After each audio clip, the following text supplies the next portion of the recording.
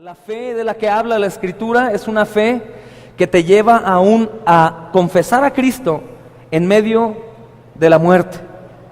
Esa fe que no te mueve en absoluto tus ojos de Cristo, y aunque pases persecución y dolor y abandono, tú sigues creyendo en Cristo. No es una fe como la del hombre de hay que ver para creer, sino es una fe que es sin ver y tener la certeza de que espero que el Señor venga y que Él vino a la tierra, murió y resucitó. Una fe que no me mueve mi manera de andar como cristiano. Entonces, ¿es fácil? Sí, claro, es fácil. Es justificación por la fe. Pero ¿sí sabes lo que se tuvo que pagar para que fuera fácil? Es sacrificar al Hijo de Dios, a Cristo, que es Dios mismo, vino a la tierra. Es fácil, pero tuvo que haber sangre de por medio. ¿Y cómo es posible? Lo platicábamos el domingo, que un solo hombre haya pagado por todos. Porque ese hombre vale más que todos nosotros, y que todo el mundo entero, y que todos los planetas y todo el universo. Por eso se logró pagar la deuda nuestra.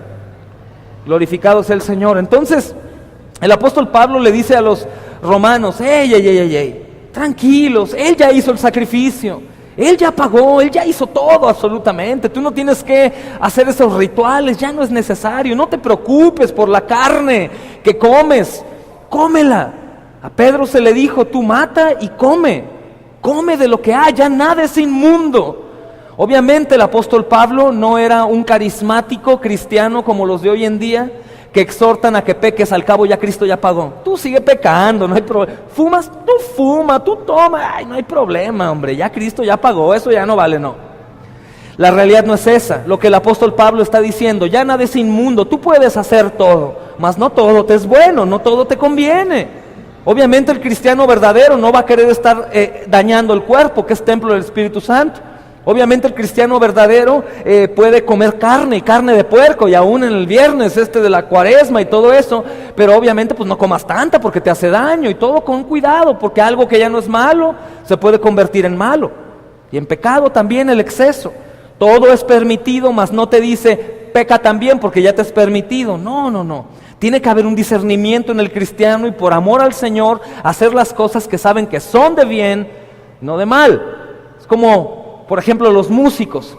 Hay músicos cristianos que tocan música, pues que normalmente es una música muy satánica, en la oscura, y las voces, y dicen: bueno, pero es que yo estoy glorificando a Dios así.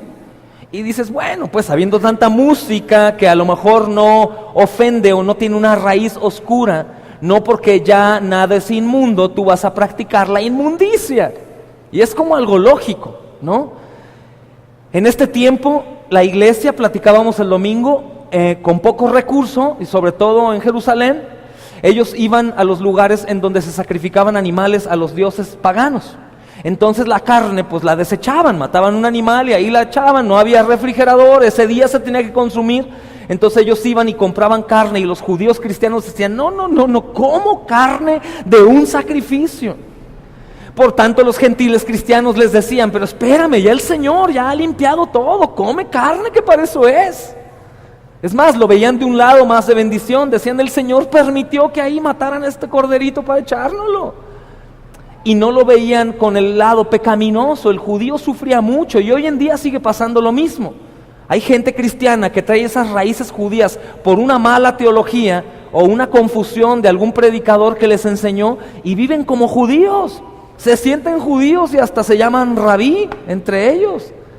Y es una locura, eso no es. Yo no soy judío, tú no eres judío, nosotros somos gentiles, aquellos que no buscaban a Dios y Dios hizo que lo buscaran, aquellos que no les interesaba el nombre de Jesús, y Jesús, el Padre, nos mandó con Jesús. No lo buscamos a Él, Él nos buscó a nosotros. Israel es el pueblo de Dios, que desde la antigüedad era el pueblo cuidado, redimido, los guiaba, los llevaba por todos lados. Pero sabemos, y la Escritura habla de que hubo ese cambio de pacto. Muchos no escucharon, y el no escuchar no fue culpa de ellos, sino que era parte del propósito de Dios. La Biblia dice, ¿recuerdan Romanos 11? Dios les dio un espíritu de estupor, los dejó confundidos, para Dios poder cumplir su propósito, para que tú y yo como iglesia digamos: espérame, yo no era el pueblo de Dios, yo no soy Israel, aunque tenga un apellido que tiene esa raíz. Yo soy un gentil, yo soy de los rincones. ¿Cómo que el Señor me buscó? ¿Cómo que fue a encontrarme y me dijo, tú no me buscas, tú estás muerto, pero voy a darte vida? Es como para que entendamos. Por eso la Biblia dice, fuimos de tropiezo, ellos cayeron, pero nos subimos a ellos para poder llegar. Israel fue como el puente para que tú y yo pudiéramos llegar. Obviamente algún día vamos a estar juntos alabando al Señor, pero todos ellos tendrán que ser salvos por gracia y no por sus obras. Todos ellos por elección. Desde la antigüedad el Señor los puso ahí para que algún día creyeran. ¿Cómo está eso que algún día crean? Que es libertad, de libre albedrío. No existe libre albedrío. No existe libre albedrío. Yo no puedo elegir a Dios. Él me eligió a mí. Y la palabra dice en Efesios que aún la fe es un don ¿de quién? De Dios. Él me dio la fe para que yo pueda creer. Porque un muerto no habla, un muerto no puede creer, un muerto no puede caminar. Él en su misericordia dijo, luz, como Génesis 1, hágase la luz, y se hizo la luz. El Señor dijo en ti, hágase la luz, y fue la luz. Ay, ¿qué pasó? ¿Quién soy? ¿Cómo que yo hacía esto? ¿Cómo que yo pecaba así? ¿Cómo que yo mentía así? ¿Cómo que yo robaba? ¿Cómo que yo evadía? ¿Y cómo que hacía tantas cosas? No lo puedo creer. Porque el Señor va regenerándonos, la obra es de Él. Y una vez siendo ya creyentes, tenemos esta decisión de decir, yo sigo pecando o no sigo pecando. Una vez que el Señor trajo luz, obviamente no tiene nada que ver con que yo me salve a mí mismo, sino que es Él salvándome, pero esa salvación se refleja en mi obediencia. Y yo tengo la posibilidad de obedecer o no. Tú puedes decir, yo vengo al culto o no. ¿Prefiero hacer otra cosa o no? La bendición que cuando uno es obediente es el Señor el que te va impulsando. No es con tus fuerzas, sino es con las de Él. Él te lleva y Él suple y Él pone, vamos, te paraste, yo te empujo, yo te llevo. Así es como funciona esto. Por la misericordia del Señor. Pablo en el capítulo 15 precisamente está diciendo esto. Ustedes, los fuertes en la fe, pueden recibir a los débiles. Si nosotros nos vamos al extremo, decimos, no, Señor, pues es que ellos son débiles porque tú no les has dado más gracia y ellos no responden. Tienes razón. Mas sin embargo, dice, tú ayúdalos. Tú apóyalos.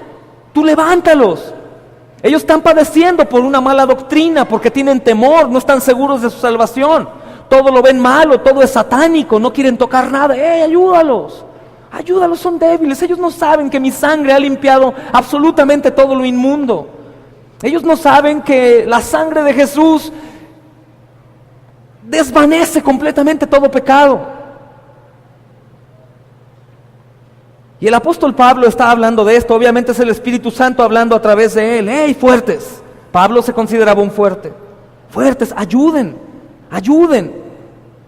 Y háganlo. Y esto no es detonado en automático, porque somos egoístas aún siendo cristianos. Vemos por lo nuestro. Abrazo mi familia, abrazo lo mío, mi tiempo, mis cosas, mis negocios, mi trabajo, mi descanso. Y es difícil entregarnos a los demás. Es difícil ser como Jesús. Terminábamos el culto pasado hablando de Filipenses 2, 5 al 8. Haya pues en ustedes el sentir que hubo en Cristo Jesús, que se humilló, se entregó por los demás, y eso es lo que quiere el Señor que hagamos. Entonces, todo esto que el Señor está diciendo, en el versículo 6 dice, para que unánimes a una voz glorificáis al Dios Padre de nuestro Señor Jesucristo, unánimes, todos con diferentes dones, juntos, abrazando a los demás. Levántate, tenemos que estar juntos. Pero ya se cayó, levántalo. Que ya no viene el culto, vayan por él, tráiganlo. ¿Qué pasa, hermano? ¿Por qué no has venido? ¿Cómo andas? ¿Cómo está tu fe? ¿Has entendido la predicación? ¿Por qué no me dejas ir a tu casa a visitarte, a platicar? ¿Por qué no oro por ti? Unánimes, juntos. Dábamos el ejemplo, obviamente el mejor ejemplo es la iglesia primitiva, pero daba el ejemplo de las hormigas, ¿no? Cuando hay una lluvia fuerte, una inundación, ellas se unen y flotan como pelota. Juntas pueden, construyen, hacen cosas sorprendentes. La iglesia tiene ese poder también cuando está unida. Y para unirse, hermanos, es tan difícil como abandonar tu orgullo y tu soberbia, tu tiempo, tu egoísmo. Por eso es difícil, y por eso el Señor constantemente a las iglesias habla a través del apóstol Pablo al respecto. Unidos, unidos, con una nueva vida, una nueva esencia en Cristo Jesús. El versículo 7 en el cual vamos a empezar hoy, hermanos, dice: por tanto, recibíos los unos a los otros, como también Cristo nos recibió para gloria de Dios. Recíbanse es acéptense también, acéptense, abrácense. Recíbanse habla de amor de por medio. Si no hay amor, yo no recibo con un corazón dispuesto. Cuando alguien va a tocar a tu casa y no es una persona a quien tú ames, si es tu hora de descanso o algo, tocan y, ay, ya vinieron, déjame, voy a cambiar, ahí trapea rápido, arregla poquito, ya llegaron. Pero ¿qué tal si llega tu madre o tu hermano, alguien que amas, sales como sea, y le abres, bienvenido, pásate, no, a gusto, porque amas? El Señor está diciendo que no únicamente lo hagamos con los que amamos, sino lo hagamos con todos, aún con los que no amamos. Esa es la vida del verdadero creyente. Hazlo para que reflejes la gloria de Dios. Si tú haces estas cosas, yo seguiré haciendo el resto. Es tan difícil para nosotros poder entender la carta de Romanos, y el Señor lo sabe. ¿Cómo yo voy a perdonar, hemos dicho, al que no merece perdón? ¿Cómo voy a amar al que no me ama? ¿Cómo voy a ir a visitar a aquel que no me saluda? ¿Cómo? No. Siempre el orgullo domina y es algo satánico y perverso. El orgullo es algo satánico. ¿Por qué lo digo? Porque el orgullo fue lo que hizo que Satanás esté en donde esté. Y este amor, el que pide el Señor, no es algo fuera de serie para el cristiano, sino es el principio de todo. Por eso el Señor dijo, primeramente, ámame. Y segundo, ¿qué? Ama al prójimo. Ama al que está cerca. Obviamente, dice también en las epístolas a los Filipenses y Efesios, dice, pero ustedes ámense más. ¿Por qué? ¿Por qué quiere que seamos egoístas y que no amemos a los de afuera? No. Porque amándonos entre nosotros, reflejamos el amor de Cristo allá afuera. La gente ve y dice, oye, qué amor se tienen, qué bien se la llevan. ¿Has visto sus comuniones? ¿Has visto cómo se hablan entre ellos? Y es lo que el Señor quiere que nosotros hagamos, que nos aceptemos como somos, que nos aceptemos tal cual, que acepte yo a mi hermano que es diferente a mí, que acepte a mi hermana diferente, que la reciba. No voy a ser igual. Cuando dice unánimes, con un mismo sentir, un mismo parecer, no habla de que todos seamos idénticos, como copias, cada uno con lo suyo, cada uno con su esencia, pero deseando, pensando lo mismo, caminando en equipo. De lo contrario, la iglesia pues no va a perseverar. Y de pronto dices, pero bueno, entonces ¿no es que el Señor preserva a su iglesia? Sí, su iglesia el Señor preserva a su iglesia. Y su iglesia tiene las características de unidad. Es como el salvado. El salvo tiene características de salvo, el Señor lo preserva. El que dice que es salvo pero no tiene las características de salvo, sencillo, no es salvo. No digo porque el salvo sea perfecto y no peque, no, peca igual que los demás, pero vive en constante arrepentimiento y busca tener comunión con Dios y busca hacer las cosas que Dios dice que hagamos, de la misma manera como un cuerpo, como una persona, un pueblo hecho uno. La iglesia debe de buscar estas cosas. No son en automático, por eso el Señor dejó una guía de qué hacer. Por eso dijo, esto es lo que tienen que hacer, esto. No sean egoístas, acéptense, recíbanse los unos a los otros, y es algo con lo que tenemos que luchar siempre, porque tenemos esta carne que quiere hacer lo contrario siempre a lo de Dios, siempre. Hoy me gustaría centrarme en un tema, para no salir aún de estos versículos, del egoísmo que se presenta dentro de la familia. Ya sea dentro de la familia, en la fe, aquí en la congregación, o en la primera iglesia que tú y yo tenemos, que es en casa. El egoísmo no únicamente de que yo no voy a dar de lo que tengo, sino el egoísmo de abrazar mis pensamientos, mis tiempos, mi orgullo, para no dar a los demás, para no recibir, para no aceptar. Hay muchos que viven una vida cristiana queriendo agradar todo el tiempo a los hermanos en la iglesia? Hay muchos. Todo el tiempo están buscando o estamos buscando agradar a los demás, agradar en la iglesia, servir en la iglesia, ser los mejores hermanos en la iglesia, dar consejo, orar. Pero en su propia casa, sus vidas reflejan lo opuesto. En la casa es como completamente otra cosa. Y yo creo que mientras seamos cristianos en la iglesia, pero no en la casa, no somos cristianos. Pienso que si somos cristianos en casa, somos cristianos en cualquier otro lugar. En cualquier otro lugar. Y esto es importante entenderlo desde este punto de vista. Me voy a apartar un poco de los textos de Romanos, más aún seguimos dentro. Me gustaría navegar por ahí en este tema que es importante. Cuando un cristiano se comporta de la manera correcta en la congregación, pero en su casa no, es porque ese cristiano es un hipócrita. ¿Se acuerdan que es hipócrita, no? En Roma, ¿se acuerdan qué ejemplo dimos el otro día? El hipócrita era un actor que tenía ¿qué? Una máscara. Y ese actor podía ser de villano, podía ser de bueno, podía ser de amoroso, podía ser de odioso, de ladrón. Se cambiaba la máscara nada más. Y todo el tiempo actuaba de manera diferente. Igual nosotros hacemos lo mismo. No todos, muchos de nosotros. Y lo que sucede es que estamos dejando de crecer en Cristo. Porque Cristo aborrece la hipocresía, porque es mentira. Y la Biblia dice que todo el que hace mentira tiene un padre y no es Dios, es Satanás. Entonces, si ponemos atención hoy, pudiera ser que crezcamos en las cosas del Señor, si aceptamos la condición hipócrita que probablemente puedo tener.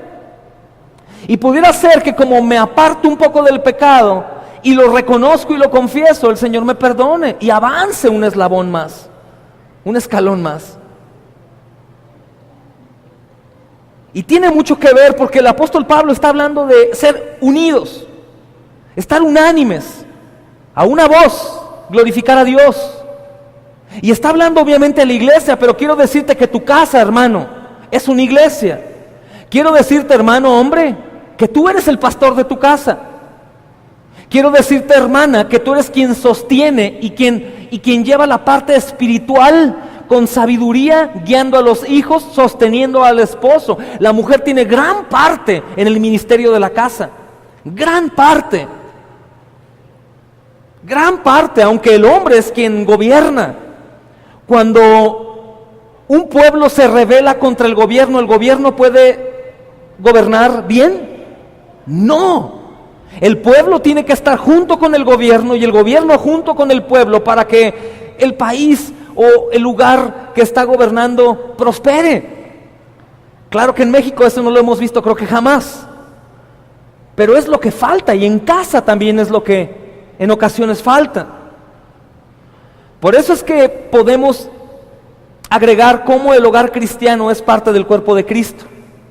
Porque si nosotros estamos actuando en la iglesia de una manera y en la casa de otra, dudo en verdad que seamos agradables al Señor. Aún yo no digo que salgas de la gracia, no, pero es importante reconocerlo para poder ser sanados. Como hemos dicho antes, si tú no sabes de tu enfermedad, no vas a ir al médico. Pero si sabes que estás enfermo, vas a acudir al médico. Y tú sabes quién es el médico aquí del que hablamos. Es Cristo. Estas mismas reglas que se aplican aquí a la iglesia en Romanos, también se aplican al hogar cristiano. Es parte del cuerpo de Cristo y estas reglas son las mismas. Por ejemplo, estas reglas aplican para el varón y para su mujer, esposo y esposa. Como lo hemos visto antes y lo vemos en Efesios y en Colosenses. Nos sirve muchísimo de ejemplo este tema para poder caminar en Cristo de la manera correcta. Está bien claro que el divorcio en su mayoría, hermanos, no sucede por exceso de amor y de respeto el uno al otro, sino el divorcio es consumado porque hay casos de violencia en el hogar o de egoísmo. Santiago dice que Los pleitos se generan por eso, porque hay envidia, porque abrazamos lo nuestro, y es lo que sucede también, igual en la iglesia. Yo no soy un verdadero creyente porque yo abrazo lo mío, mi idea, mi orgullo. El hermano no me ve bien, yo tampoco lo voy a ver bien. Fíjate que yo le di una ofrenda a una hermana, no la supo aprovechar, yo no voy a volver a darle. Fíjate que aquel hermano a veces me saluda, a veces no, qué hipócrita, qué todo. Esos ojos no deben de ser los del creyente. Igual en casa, el esposo no tiene que ver los defectos de la esposa, ni la esposa del esposo. Porque de esta manera estamos faltando aquí esta escritura. Acéptense, recíbanse tal cual son. El Señor hará la obra. Recibe el regalo que recibiste tal cual es. Y lo que detona aquí la bendición es la obediencia. Yo no lo voy a hacer porque me caiga bien o porque lo ame. Lo voy a hacer porque mi Señor dice que lo haga. Esto se trata el cristianismo, de humillarnos y obedecer al Señor. Yo no lo hago porque lo sienta, sino porque lo debo de hacer. Sencillo. Pero es que mi esposo, pastor, mi esposa, no, si supieras. Sí, yo sé, pero el problema no es él, el problema eres tú. Mira, le dijeron a un campesino: oye, vamos a seccionar el terreno tan bonito, era un terreno hermoso. Y el campesino contento, ya sabes que ellos viven una vida relajada, muchos, con su tierrita y sembrando, va a ser una cerca grande, porque no queremos que los animales salgan de la cerca.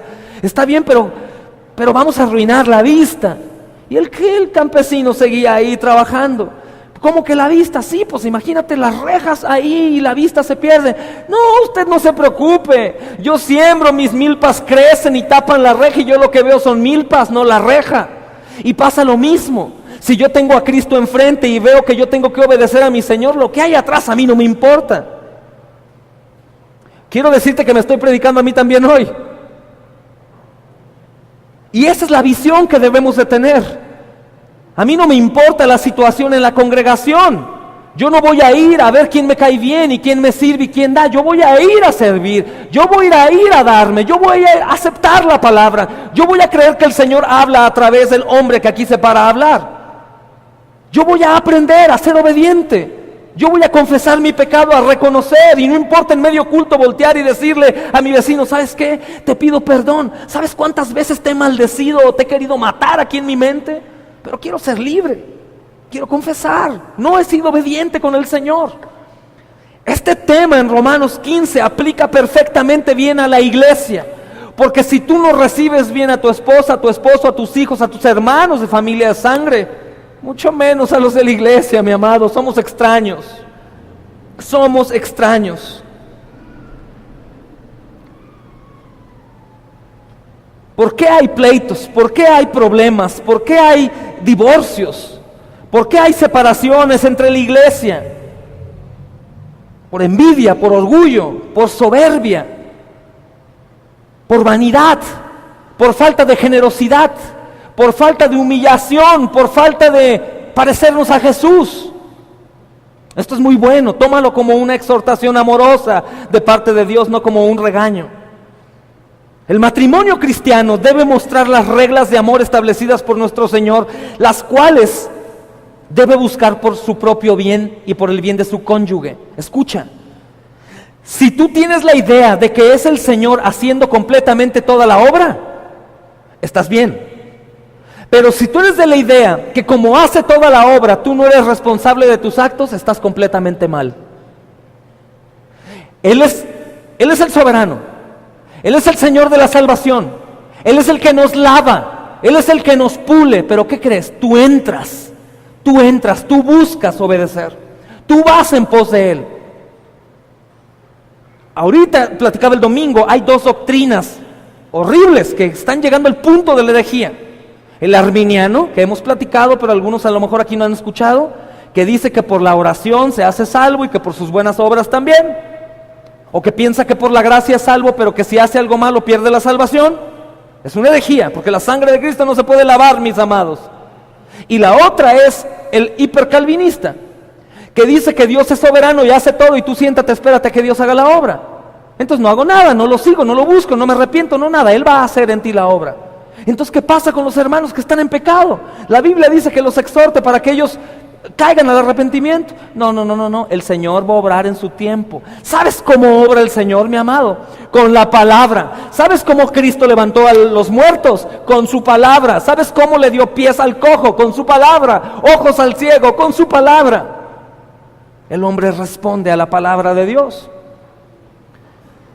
Entonces, estas cosas que aquí vemos son reales y son de mucha bendición para nuestra vida cristiana. Nos debe de llevar a aceptar que Dios me habla y me dice, ¿cómo andas tú en esta parte de aquí? ¿Qué tanto aceptas? ¿Qué tanto recibes al prójimo? ¿Qué tanto lo haces por amor y por obediencia? El matrimonio debe mostrar estas reglas y no únicamente aquí enfrente, que todos nos vemos los más hermosos cristianos que hay en todo el universo.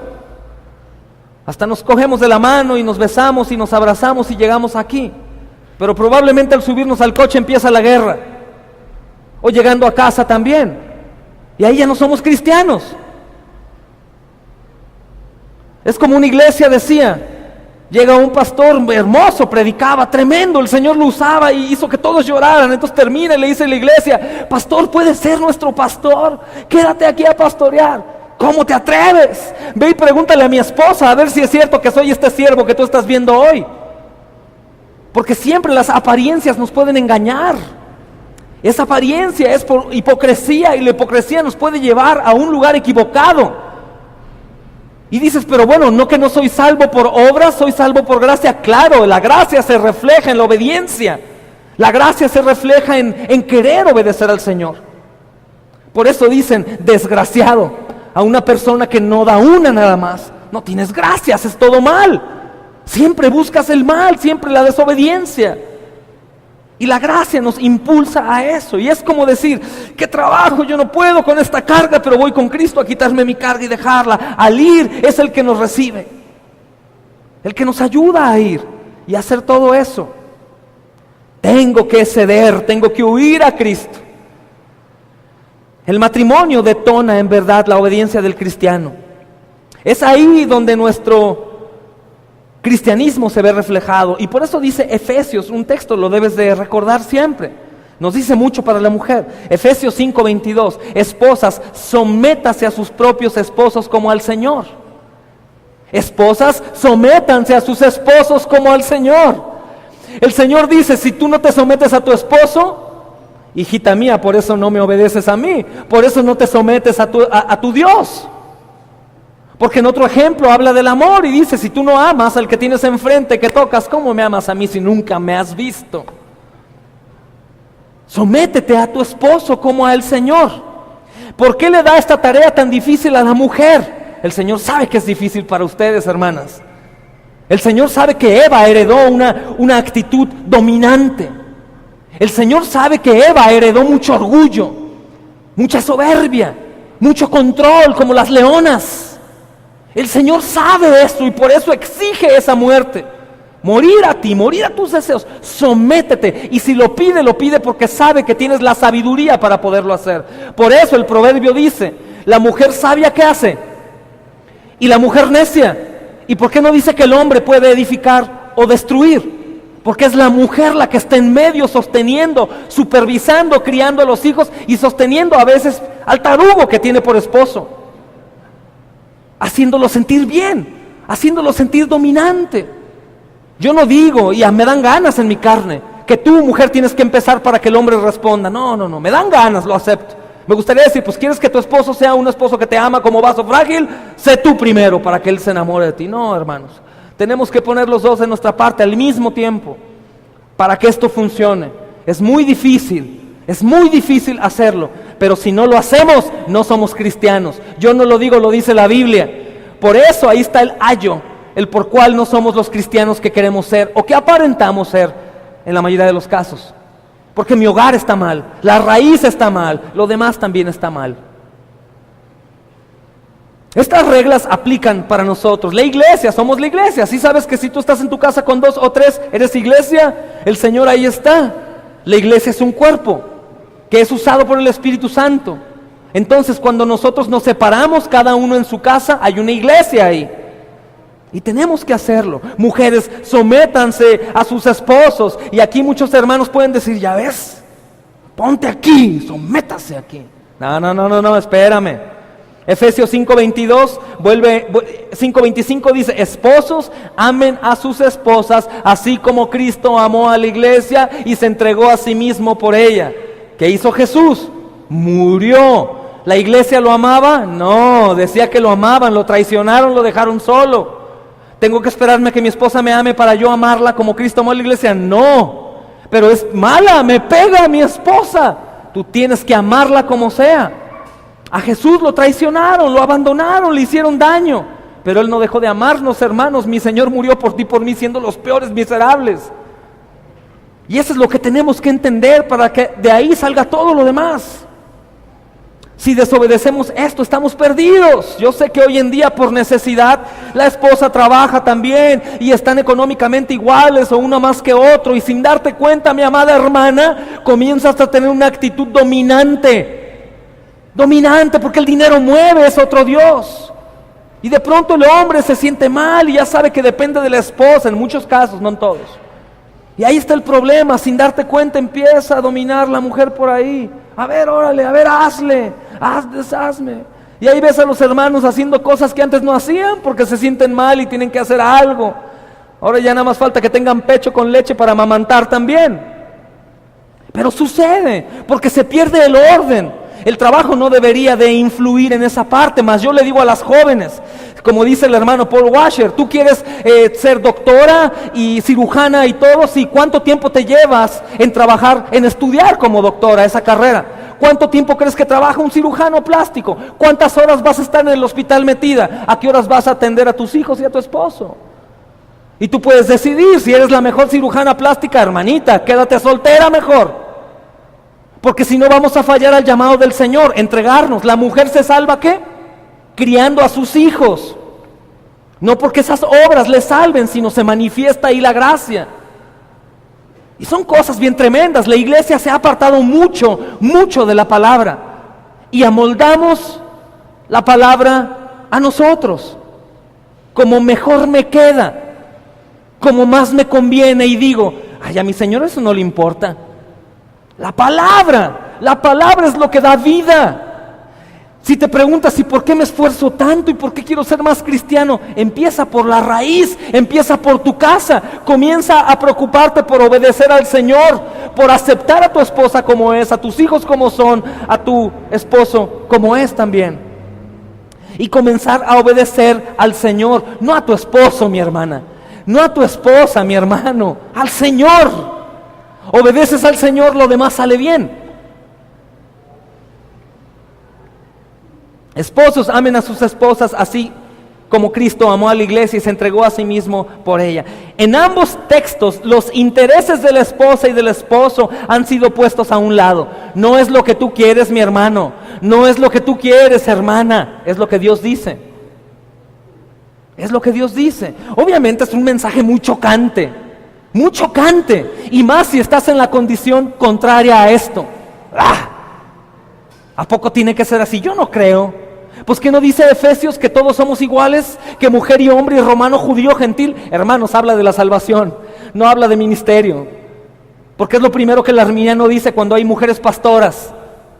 Es lo primero que dicen, es que ya no hay diferencia. Lean el texto completo, pónganse a estudiar. Lo que dice ahí que no hay diferencia para salvar. El Señor viene a salvar a todos. Recibe al que sea, como dice aquí en el versículo 7. Recibe a todos. Recibe al judío. Recibe al violador, al asesino, al pagano, al brujo. Los recibe para salvar. Mas eso no quiere decir que son iguales. Por eso se rompe el orden. Cuando hay una pastora, enseña a las hermanas a ser mujer del reino de autoridad. Del equipo de Jehová selecto. Amén, amén, hermana. Entonces en casa ahí andan dominando porque el esposo no estudió para pastor. Y ella quiere dominar y se pone en el nombre de Jehová porque soy ungida. Y ahí el esposo, sí, ay, es ungida. Eso es una mentira del diablo. Rompen con el orden de Dios.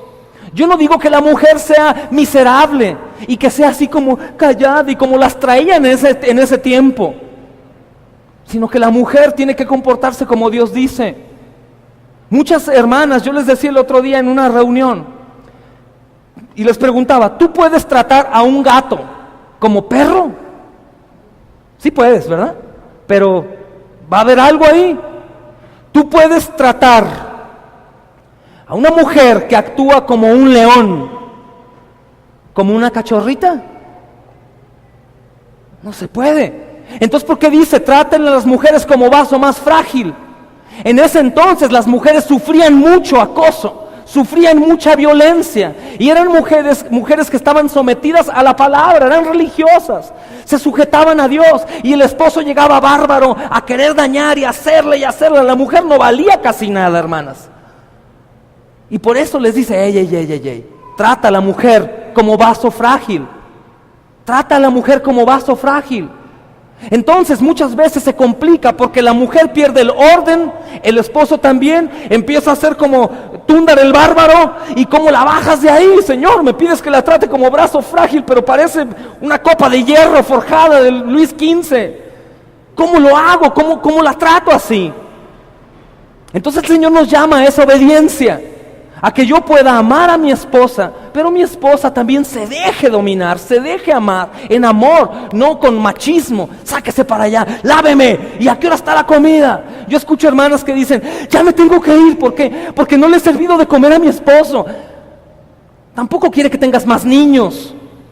Yo me puedo servir mi comidita también, y agarrar el trapeador también y darle también, y lavar también puedo lavar. No se refiere a esas labores, sino se refiere a lo espiritual, para que las cosas funcionen bien, hermanos. Mira, si tú estás dentro de esto, no lo tomes como un regaño y después te vayas enojado. Tómalo para bien. Hay oportunidad de que comencemos a tener una vida familiar que glorifique al Señor en su totalidad. Siempre antes de una bendición hay una condición que Dios nos pone por obedecer. Obedecemos y cae bendición. Es el verdadero evangelio de la prosperidad. Tú obedeces y el Señor te da. No pienses en dinero. Eso también lo hace, pero no voy a eso. La paz interior, una vida cristiana, hambre, sed de predicar su evangelio, temor y amor por las almas. Eso es lo que Dios da cuando vamos entrando a sus atrios. Cuando vamos obedeciendo, el Señor dice, déjalo pasar. Él viene bien limpio, mira, lavando sus ropas. Pásale, pasa. Pero queremos estar en su presencia, queremos ser cristianos, y mi vida es un desorden desde casa. Si trabajas, hermana, está bien, no hay problema, gloria a Dios, es bueno también trabajar. Si tú no trabajas, hermano, pues la Biblia dice que si no trabajas, que no comas. Hay que trabajar, hay que tener una vida, hay que tratar de nivelar. Como decíamos el otro día, si tienes que ganar menos, pues ni modo, gana menos, pero sé más obediente a Dios. Guarda la obediencia para que el Señor te bendiga y te prospere, porque probablemente puedes vivir en el engaño, creyendo que estás y no estás. Eso puede pasar, mi hermano. Hay mucha gente que piensa eso. Hay mucho feo que se siente guapo y mucho guapo que se siente feo. Hay mucho que dice ser salvo y no lo es. Porque la salvación yo sé que es por gracia, pero la salvación se manifiesta en la obediencia. Es sumamente importante, y a mí me ataca fuerte esto, hermanos, porque yo no quiero que quede en el aire esto que debes de saber, porque a mí me lo va a demandar el Señor, no porque yo voy a cargar tu carga, sino porque me va a decir, no le dijiste. Yo lo tengo que decir aunque te enojes y nunca vuelvas. Prefiero que el Espíritu Santo, por el poder de la palabra, redarguya después y te traiga a los pies de Cristo. Obviamente esta responsabilidad es individual. Esta responsabilidad es individual. Normalmente pedimos, dime si no, Señor, haz que mi esposa cambie, Padre, es un dragón de Komodo, Señor. Nada más falta que me aviente fuego y me queme, Señor. Cámbiala, por favor, Señor. Yo tan buena, no. Esto es individual. Señor, hazme un hombre, Padre. Hazme un caballero, Señor. Hazme un hombre temeroso de ti para que lo que ella haga no me pegue. Es más débil. Salió de mi costilla, ¿qué me puede hacer? Para que yo pueda ser un rey en mi casa y gobierne a mi mujer y a mi hijo, y ella me vea como, ay, mi príncipe. Y no como un cuate igual, como en la lucha libre, que pelean igual. Ya, no, hermanos, hay una diferencia, somos iguales. Nadie es más que otro, pero son diferentes labores. Es lo mismo en la iglesia. Es lo mismo en la iglesia. Hay veces que puede predicar a alguien y no te gusta cómo predica. A ti que no te importa, hermano. Tú vas a escuchar la palabra de Dios y el Señor lo puso ahí. El Señor te puso a tu esposo y te puso a tu esposa por un propósito. Y no es el que a veces tú digas se equivocó. Se equivocó. No, no es que se equivocó. Es que en ti hubo envidia, hubo orgullo, hubo soberbia, hubo desobediencia. La mayoría, si no es todos los divorciados, escucha bien, no fue porque eras demasiado bueno y tu esposo o tu esposa demasiado mala. Es porque fuimos egoístas y no éramos cristianos. Es por eso, hermanos.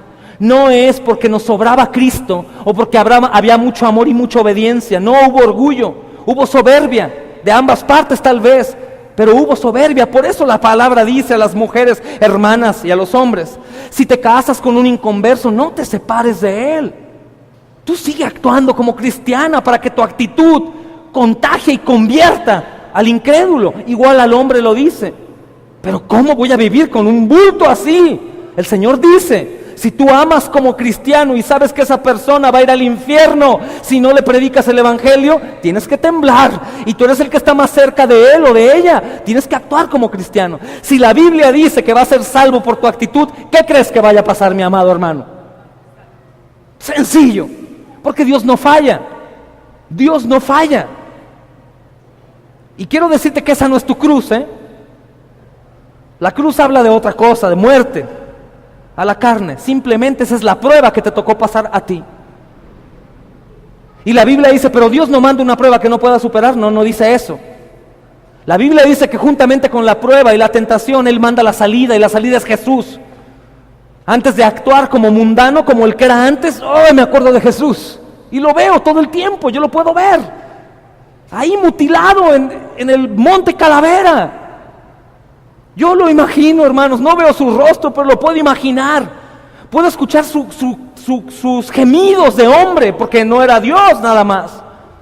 Un hombre joven, 27, 30 años, 33, ahí colgado por ti, por mí. Eso es lo que me debe de incentivar, de motivar. No necesito nada más. Yo obedezco, no porque merece mi esposa que yo obedezca. Mi Señor me dice que yo obedezca y san se acabó. Por eso a mí me gusta mucho el ejemplo de amo y esclavo, porque de esa manera yo voy a hacer únicamente lo que Dios dice que yo haga. Sencillo. Ve y predica. Pero no sé, pero no puedo. Ve y predica.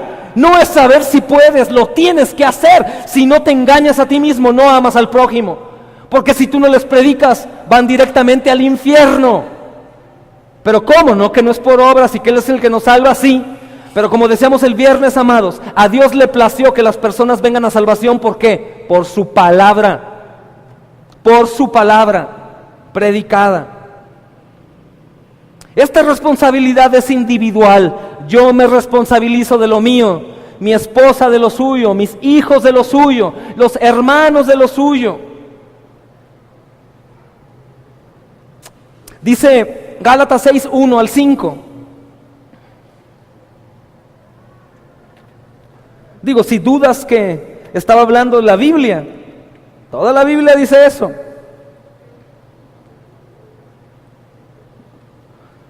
Dice Gálatas 6, 1 al 5.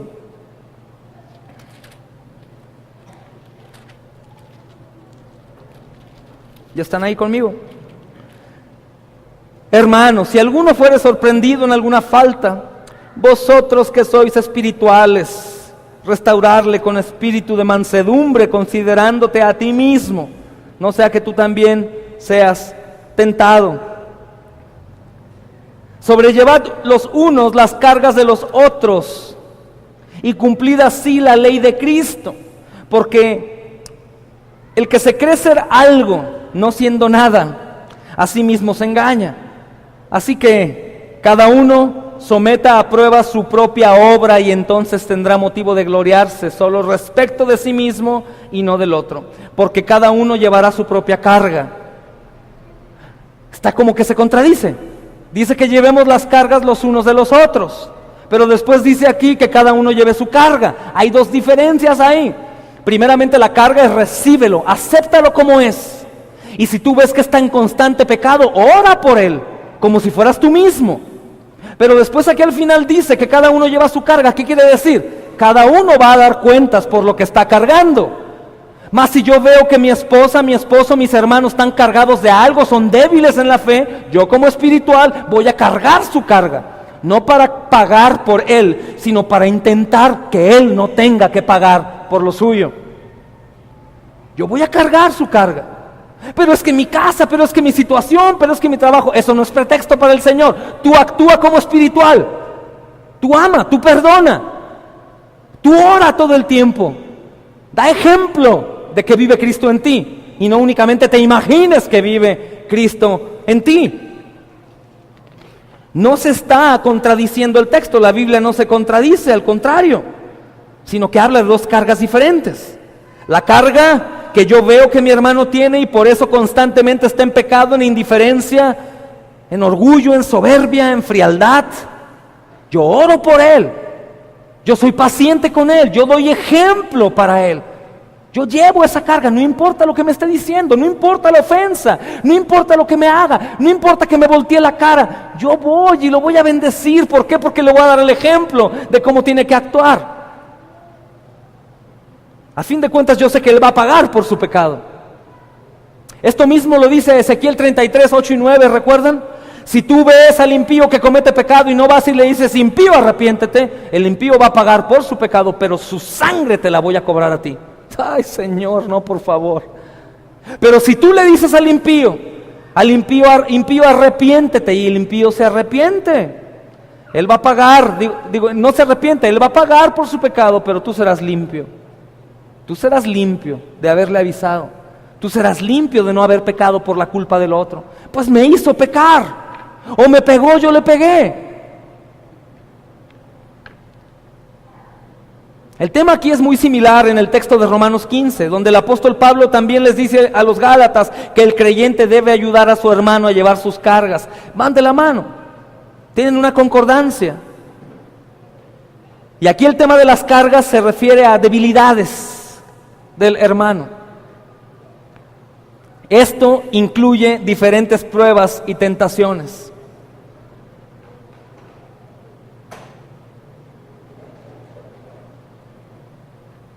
El texto 5, hermanos, el verso 5 se está refiriendo a las cargas en el sentido de responsabilidad. Por el otro lado, se está refiriendo a la consecuencia que tendrán por esas cargas. Cada persona es responsable de sus propios hechos y sabemos muy bien que este texto se refiere a eso, por el contexto que está envolviendo. ¿Qué tengo que hacer yo como fuerte espiritual? Romanos 14, 19, 20 dice, recordando lo que vimos la semana pasada, por lo tanto, esforcémonos por promover todo lo que conduzca a la paz y mutua edificación. Por lo tanto, esfuérzate por promover todo lo que conduzca a la paz y a la mutua edificación. No destruyas la obra de Dios por causa de la comida. No destruyas la obra de Dios por causa de algún problema. Confía que si tú pones el ejemplo, confía de que si actúas verdaderamente como creyente, vas a impactar a los demás. El Señor no está atado de manos. Ayer alguien nos dijo, no, yo pienso que con esta persona, ni aunque Cristo vuelva a venir acá a la tierra, Él va a poder cambiar. No, o sea, Cristo está atado de manos. ¿Cómo? ¿De qué me estás hablando? ¿Cómo que Cristo es el Rey, el Señor, el Soberano, atado de manos a tu voluntad? Por favor, Él truena el dedo y te deshace. Él deja de soplar en tu nariz y dejas de respirar. Él hace lo que Él quiere cuando quiere, y la manera en cómo actúa es con su palabra. ¿Sabes cómo la creación fue hecha? ¿Recuerdas cómo hizo la luz? ¿Qué tuvo que hacerlo? Dijo, hágase la luz. ¿Qué pasó con Lázaro también? Lázaro, sal, y salió. Entonces el Señor nos dice que yo no sea tropiezo, que libere las cargas de los demás, que dé ejemplo, que me comporte como creyente, y los demás van a comportarse también como tal. Si no lo hacen, ellos van a pagar por su carga. Pero yo busco eso, hermanos. No tengo excusa culpando al otro por lo que está pasando. No tengo excusa, no tienes excusa para culpar al otro. No hay excusa. ¿Hubo excusa para Adán? Me lo sacaron del huerto. ¿Él fue el que comió la manzana primero? No, fue Eva. Pero no lo excusó Dios. No le dijo, bueno, si tú no fuiste, hijito, ay, esa mujer, fíjate nada más. Lo culpó a él. Y lo sacó a él también. Entonces no hay excusa. No hay excusa. Yo me imagino que en ese entonces lo que pasó en la desobediencia, no sé en qué se entretenía en ese entonces Adán. Pero si estuviera en este tiempo, pues lo más probable, hermano, es lo que hacemos. Estábamos en la televisión con el control remoto, mi esposa me habló 3, 4 veces, volteé ya de malas porque me distrajo, mi esposa vio mi carota de malas y mejor se fue y pecó. Y a lo mejor es lo que pasó con Adán y Eva, pero con otra distracción. O no me digas, hermano, que no te ha pasado que tu esposa te habla y te habla y te habla y como que no escuchamos de tan concentrados que estamos en lo nuestro. Eso nos ha pasado. Y eso que yo tengo que hacer es precisamente enfocarme en el Señor. No distraerme en nada, sino únicamente poner mis ojos en Cristo. Para yo no ver esa valla que se pone ahí, o no ver la cara de mi esposa, de mi esposo, de la situación en la iglesia, sino ver a Cristo.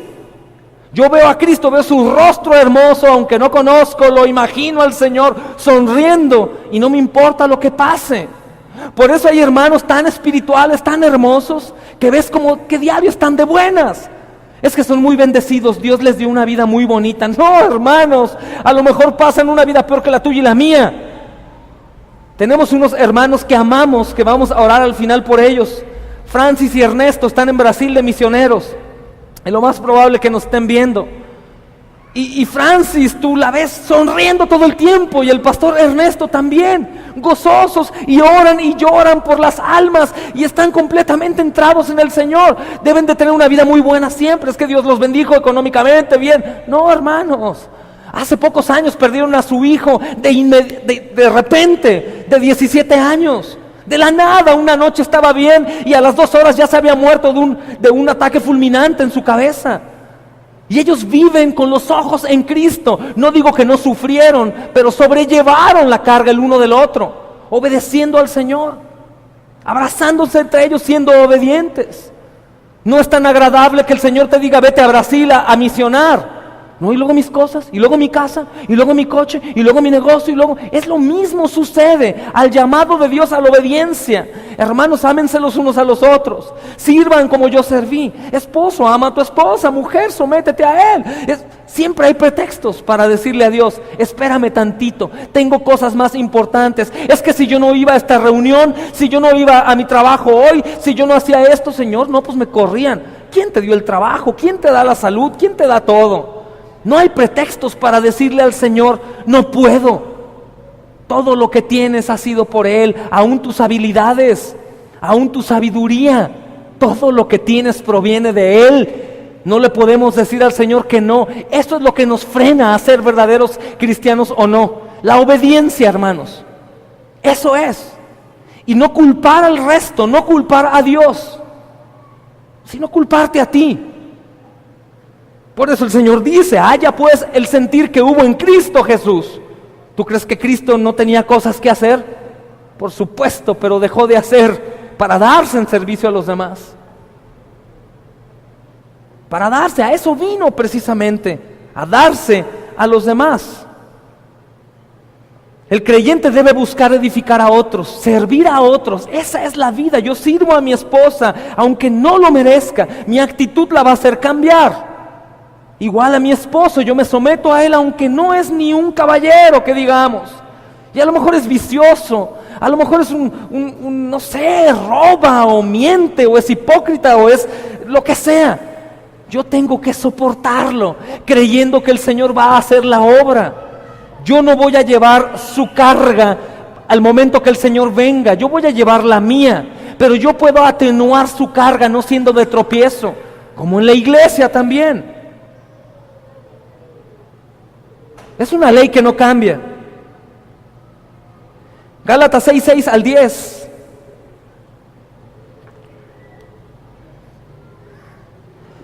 Dice, el que recibe instrucción, lo voy a leer en otra versión. El que recibe instrucción en la palabra de Dios, comparta todo lo bueno con quien le enseña. No se engañen, de Dios nadie se burla. Cada uno cosecha lo que siembra. El que siembra para agradar a su naturaleza pecaminosa, de esa misma naturaleza cosechará destrucción. Y cuando tú escuchas a veces naturaleza pecaminosa, te imaginas los pecados de robar, de engañar, de... No. Naturaleza pecaminosa es la naturaleza que tú tenías antes de conocer a Cristo, por lo cual no lo obedecías. Entre cristianos a lo mejor ya no matamos, ya no fornicamos, ya no adulteramos, ya no robamos, pero sí desobedecemos. Es naturaleza pecaminosa. El problema de Adán y de Eva no fue que mataron y que fornicaron. El problema fue su desobediencia. Es lo mismo. Por eso no puedes ser engañado. Puedes decir, yo ya estoy, yo ya soy, yo ayudo mucho, yo soy una buena persona, a mí se me nota lo cristiano. Pero si tú sigues haciendo las cosas como te placen y no como Dios dice, naturaleza pecaminosa, vas a cosechar lo que sembraste, hermano. Es simple, pero no queremos aceptarlo. Es simple, pero no quiero aceptarlo. Pero cuando entiendo que esto trata de vida o muerte, debo de entenderlo. Cuando recuerdo que es Cristo el crucificado, debo de temblar. Es el Hijo de Dios, es Dios mismo. Debo de entender, debo de aborrecer mis deseos, debo de aborrecer mi rebeldía, debo de aborrecer mis pretextos para no hacer lo que Dios dice y aceptar a los que me rodean. Aceptar a mi esposa, a mi esposo, a mis hermanos, aceptar la voluntad de Dios en el servicio, en el dar, en el ser generoso, amoroso, perdonador.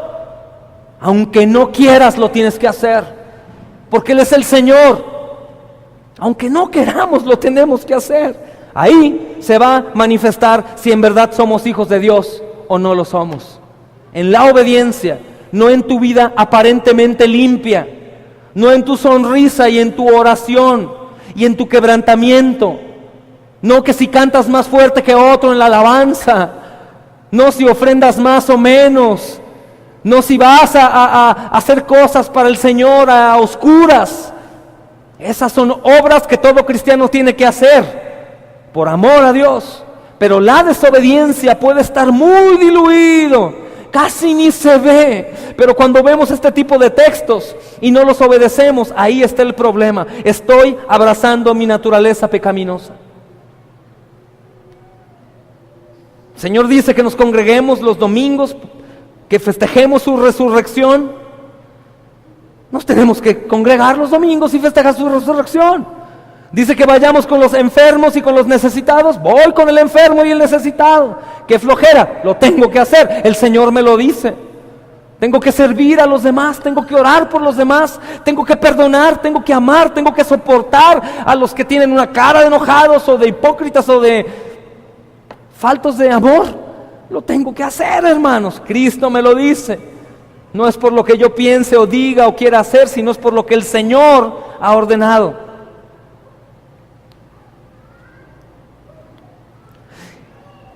Y el versículo 10 de Gálatas 6 dice, por lo tanto, siempre que tengamos la oportunidad, hagamos bien a todos, y en especial ¿a quiénes? A los de la familia de la fe. Tu casa es familia de la fe también. Es algo, la ley de la siembra y la cosecha sigue vigente, sigue vigente.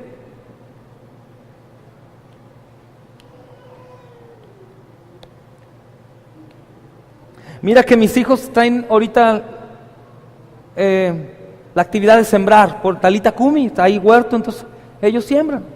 Y el otro día agarramos semillitas de las que comen los pajaritos. ¿Cómo se llama? Alpiste, pero revuelto con cosas. Y mi hijo agarró chiquito una de atún con tierrita y sembró. No va a pasar nada. Y yo le decía, es que si tú siembras va a salir algo. Y dicho y hecho salió. Aquí no va a pasar, hermanos, de que sembremos desobediencia y no pase nada.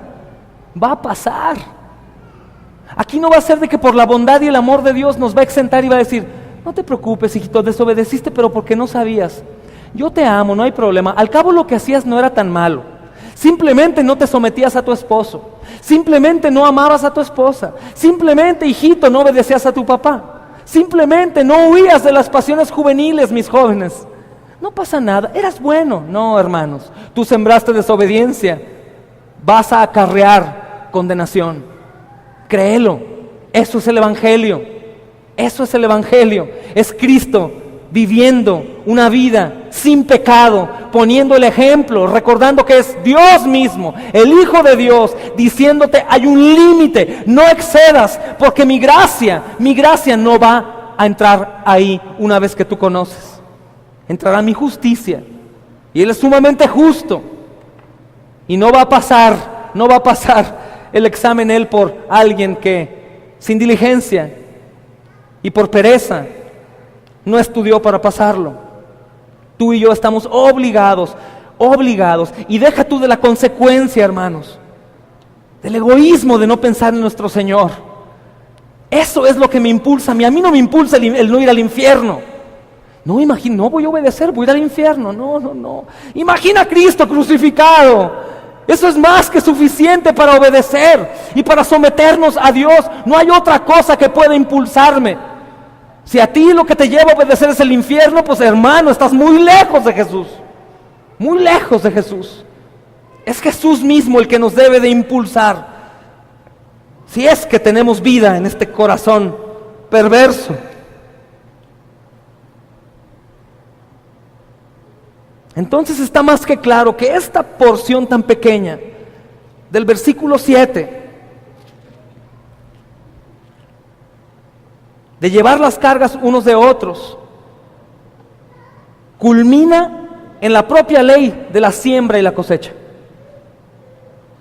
Haciendo el bien, voy a recibir recompensa por ello. Haciendo el mal y siendo desobediencia, voy a recibir condenación por ello. Sencillo. No porque pierda lo que es del Señor, no porque pierda la salvación, sino que nunca la tuve y se manifestó en mi desobediencia. Cuando el Señor dice busca y encontrarás, toca y se te abrirá, a eso se refiere. Tú ya escuchaste el Evangelio, tú ya no tienes excusa. Ya escuchaste el Evangelio, tú no tienes excusa para hacer o no hacer. Tú tienes que hacer porque hay un Señor de por medio. ¿Paga? Por supuesto que paga. Paga con vida eterna, hermanos. Paga con vida eterna. No es por obras, es por gracia, solo por la cruz y la sangre de Jesús. Pero esa gracia se manifiesta en mi obediencia. ¿Eres o no eres? ¿Derecha o izquierda? Dice el Señor, y no dice al mundo, dice a su propio pueblo. Vírgenes fieles, vírgenes infieles o insensatas. Siervo fiel, siervo inútil. No es la iglesia y el mundo, es la misma iglesia, el mismo pueblo. E ir a la derecha, el camino ya está abierto. Y es por la obediencia, soportando, amando. Por eso la ley está centrada en eso, en el amor. Amo a Dios, lo obedezco aunque no me guste. Amo a mi prójimo aunque no merezca que yo lo ame. Y por amor voy a hacer todo lo demás. Sencillo, hermanos. Y haciéndolo voy a acarrear para mí salvación. Y no haciéndolo voy a acarrear condenación. Amén. Vamos orando, hermanos, si se quieren poner de pie conmigo.